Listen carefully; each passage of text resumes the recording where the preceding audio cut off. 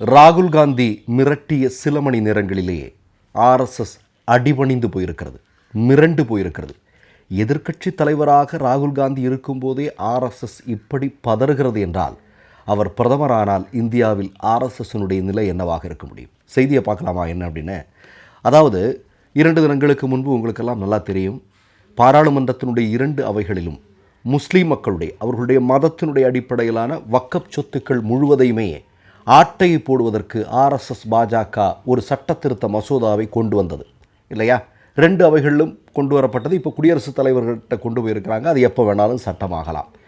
இந்த செய்தி மிகப்பெரிய அளவில் இந்தியா முழுவதும் மிகப்பெரிய விவாதத்தை கிளப்பிட்டு இருக்கக்கூடிய அதே நேரத்தில் ஆர்எஸ்எஸ்னுடைய மிக முக்கியமான பத்திரிகையான ஆர்கனைசர் அதில் ஒரு செய்தி வருது. என்ன தெரியுமா?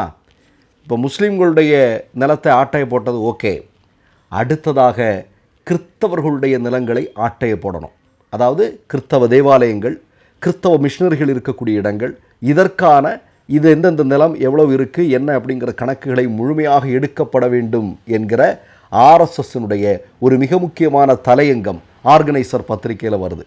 உடனடியாக ராகுல் காந்தி என்ன பண்ணார்னா, அந்த தலையங்கத்தை எடுத்து தன்னுடைய சமூக வலைத்தள பக்கத்தில் போட்டு சில மணி நேரத்திலேயே ஆர்எஸ்எஸ்காரன் மிரண்டு அலறி என்ன பண்ணுறதுன்னு தெரியாமல் தன்னுடைய ஆர்கனைசர் என்று சொல்லக்கூடிய அந்த முகநூல் பக்கத்திலிருந்து அந்த செய்தியை தூக்கிட்டான். நல்லா கேட்டுங்க, ராகுல் காந்தி போட்டதுமே சில மணி நேரத்துக்குள்ள அந்த செய்தியை தூக்கிட்டான். பயந்துட்டான். என்ன அப்பப்பா இது என்ன இது ஆரம்பித்தோம், இப்போ எல்லாமே தெரிஞ்சிடும் போல இருக்கே, சிக்கலாயிரும் போல இருக்கே, 100வது வருஷத்தில் இருக்கிறோம், இந்தியா முழுக்க கொந்தளிச்சிடும் போல இருக்கே அப்படின்னு நம்ம இதை ஆரம்ப காலமாக 100 வருடங்களாக இந்தியாவில் இருக்கக்கூடிய நேரு உட்பட கம்யூனிஸ்ட் தலைவர்கள் உட்பட இந்தியாவுடைய மிக முக்கியமான எதிர்க்கட்சி தலைவர்கள் சொல்லிக் கொண்டே இருக்கிறார்கள். இவர்கள் முதலில் முஸ்லீம்களை தாக்குவார்கள், முஸ்லீம்களை இல்லாமல் ஆக்குவார்கள், அடுத்தது கிறிஸ்தவர்கள், அடுத்தது தலித் மக்கள், அடுத்தது பழங்குடிகள், அடுத்தது இந்து மதத்தில் இருக்கக்கூடிய பெண்கள். இது ஒட்டுமொத்தமாக நடக்கும். இதுதான் இவர்களுடைய திட்டம். இவர்கள் சனாதன தர்மத்தின்படி இல்லையா, அதன்படி இவர்கள் ஆட்சி நடத்த துடித்து கொண்டிருப்பவர்கள். அப்போது இதற்கு எதிராக இருக்கக்கூடிய நபர்களை எல்லாம் இவர்கள் என்ன வேண்டுமானாலும் செய்வார்கள். உங்களுக்கு ஒரு செய்தியை சொல்கிறேன்.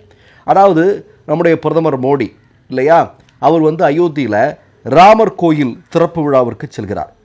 அவர் திறந்து வைத்த அதே நாளில் மத்திய பிரதேச மாநிலத்தில் இருக்கக்கூடிய ஜபுவா மாவட்டத்தில் இருக்கக்கூடிய ஒரு கிறிஸ்தவ தேவாலயம் ஆர்எஸ்எஸ் சங்கபரிவார கும்பலால் இடித்து தரைமட்டமாக்கப்பட்டது. அந்த தேவாலயத்தில் மிச்சம் மீதம் இருந்த சுவர்களில் ஜெய் ஸ்ரீராம் என்று எழுதப்பட்டது. சரி, இது பழைய செய்தின்னு நீங்கள் சொல்லலாம். இப்போ ஒரு செய்தியை சொல்கிறேன். 2 நாட்களுக்கு முன்னாடி நடந்த ஒரு செய்தியை சொல்கிறேன். ஜபல்பூர்